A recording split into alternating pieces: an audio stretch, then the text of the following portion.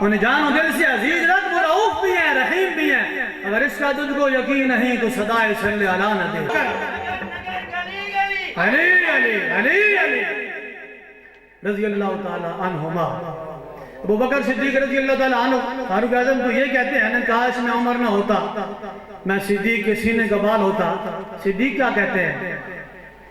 صدیق فرماتے ہیں کاش میں صدیق نہ ہوتا، حضور کی بھول کا نام صدیق ہوتا۔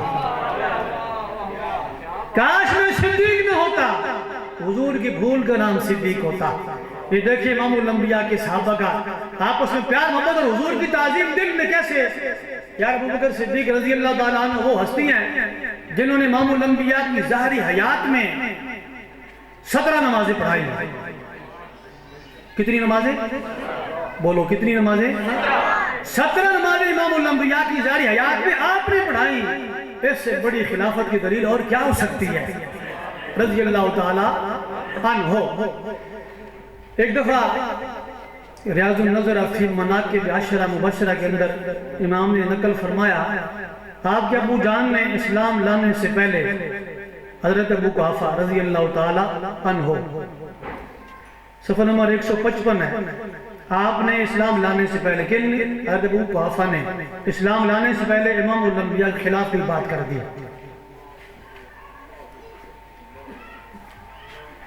توجہ کر رہے ہیں، اسلام لانے سے پہلے حضرت ابو قحافہ نے حضور کے خلاف کی بات کر دی۔ ان ابا قحافہ سب النبی صلی اللہ علیہ وسلم فسکہ ابو بکر سکتا شدیدتا سکت منہا۔ ابو قحافہ نے حضور کے خلاف بات کر دی اسلام لانے سے پہلے۔ ابو بکر صدیق رضی اللہ تعالیٰ عنہ آپ نے کیا کیا؟ آپ نے چنڈ کٹ کے ماری، پیو نے بوتھ ہوتے اینڈ سکت منہا، جس کے الفاظ ہیں پیو دھڑام پیچھے گرا سبیل نے بڑھ۔ اس امت کے سب سے حلیم متبع جب حضور کی عزت کی بات آئی اپنے باپ کو نہیں دیکھا، اپنے باپ کو نہیں دیکھا، آپ نے چنڈ کٹ کے ماری، زور دیا اپنے پیو نو، تو پیو زمین کے پیچھے گرا۔ تو حدیث کے الفاظ ہیں کہ ثم ذکر ذلک للنبی صلی اللہ علیہ وسلم، جا کے حضور نے شکایت لا دیتی کہ یا رسول اللہ دیکھو یہ توڑا غلام صدیق میں نے مجھے چنڈ منہ تے کٹ کے ماری۔ تو سیدھے فرمایا کہ جنوروں منہ تے نہیں مارنا، کوئی جنور سرکش ہو جائے تے صدیق نے میری چنڈ منہ تے کٹ کے ماری، میں نے والے تھا۔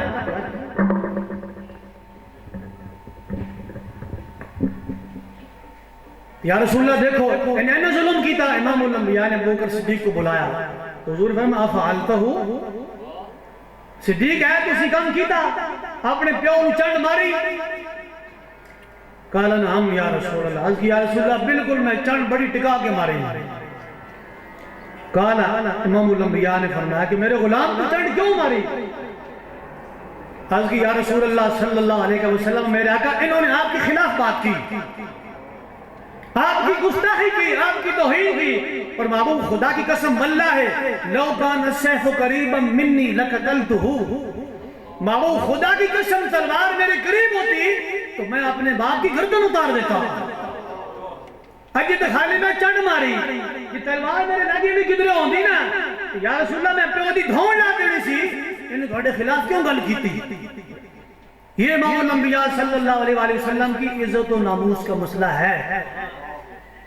کہ اگر باپ بھی سامنے ہو، ابو بکر صدیق کے سامنے باپ بھی حضور کے خلاف بات کر دے تو آپ نے باپ کو ٹکا دی،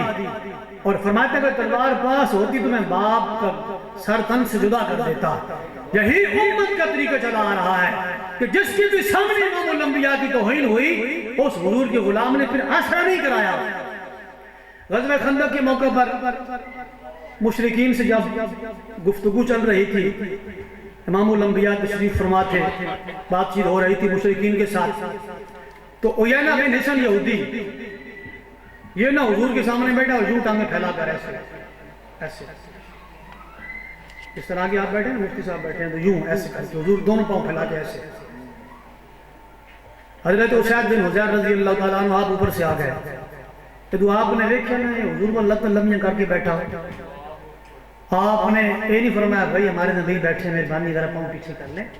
اچھا نہیں لگتا ہے نا، بے ادبی ہو رہی ہے۔ آپ نے یہ فرمایا، انداز دیکھو، یہ مڑ کے سانو کہتے ہیں جی آپ جذباتی ہو جاتے ہیں، آپس میں بیٹھے ہیں وہ ساڑی ماما بہنہ دیا ہر کسی نے اس طرح سانجیاں کہ ساڑی ماں بہن دیو خالی کوئی دوپٹہ ہوتا ہے کھچ دے خالی این کر دے اسی کی کران گے بولو بول دے نہیں کوئی شرم والی گل ہے خالی کوئی دوپٹہ کھچنے پہ این کرے خالی این جے کی کران گے اسی میرا دل ہو کہ میں تو بندہ پھڑکا دیا گا کہ بھائی تو ساڑی خاتون نہ بدتعظیمی کی تھی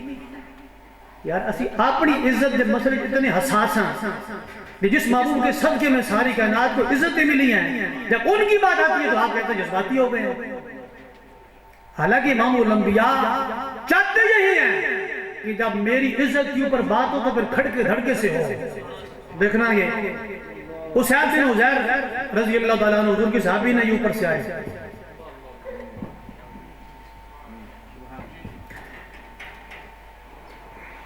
یوں انہیں ڈانگیں پھیلا کر بیٹھا تھا یہ نا بلسن یہودی اسید بن حضیر اوپر سے آ گئے تو آپ نے جب اس دیکھا نا یہودی کو جو ڈانگیں پھیلا کر بیٹھا ہے تو آپ نے انداز دیکھی کیا انداز اختیار کیا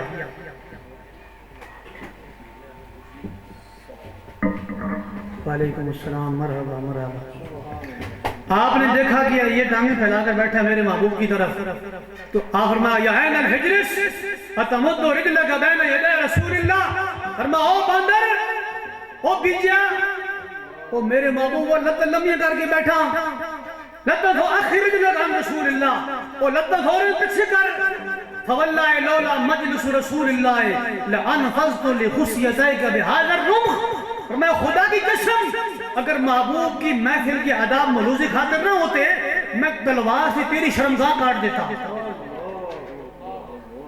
تلوار سے میں تیری شرمگاہ کاٹ دیتا اجی بھی میں ادھر محتاط مانا کر گیا تو علماء بیٹھے لولا مجلس رسول اللہ لانفضت لخصیتیک بهذا الرمح اور تو نہیں سن رہی ہے اور تو نہیں سن رہی ہے اور تو نہیں سن رہی ہے آواز گھرن جا رہی ہے آپ نے فرمایا کہ وہ لطت پیچھے کر فورا میرے بابو کو جب حضور سامنے نہ بیٹھے ہوندے تو میں تیری شرمگاہ دی گولیاں کر دینی سن کون سنو اے صحابی رسول گل کر رہے ہیں تو گل کتے سامنے ہو رہی کائنات دے والی کے سامنے گل ہو رہی ہون کوئی بڑا صوفی تو بڑا حیا ہے کوئی کہے جی دیکھو جی یہ بے حیائی والی بات کر دی اور تو بڑا حیا ہے حضور تو صحابہ تو بڑا حیا ہے جن کو میرا کہنے حیا سکھائی ساری امت کو حیا کس نے بتائی امام الانبیاء صلی اللہ علیہ وآلہ وسلم نے حیا بتائی ہے حضور کے سامنے صحابی نے بات کی وہ جی دیکھو جی گال کر دیتی جی دیکھیں صحابی رسول نے کتنی سخت بات کی میرا کہنے آگے سے نہیں فرمایا او میرے غلام اینی ڈاڈی گال کسی کر دیتی نہ طلب ہی دے نہ جنو ہی دے یہ حوث نہ دے وہ ہوا نہ دے چاہے انبیاء پہ فدا ہوں میں کوئی اور درد خدا نہ دے جو طلب ہے تو اس کو زبان پہ لا در مصطفیٰ پہ کمی ہے کیا اسی در سے اپنی مراد لے کسی اور در پہ صدا نہ دے یہ خیال ہے یہ ملال ہے عجیب زمانے کا حال ہے تیرے آستان سے میرے نبی کو یا کہ مجھے اٹھا نہ دے انہیں جان و دل سے عزیز رکھ وہ رعوف بھی ہیں رحیم بھی ہیں اگر اس کا تجھ کو یقین نہیں تو صدائے صلی ادا نہ دے انہیں جان و دل سے عزیز رکھ وہ رعوف بھی ہیں رحیم بھی ہیں اگر اس کا تجھ کو یقین نہیں تو صدائے صلی ادا نہ دے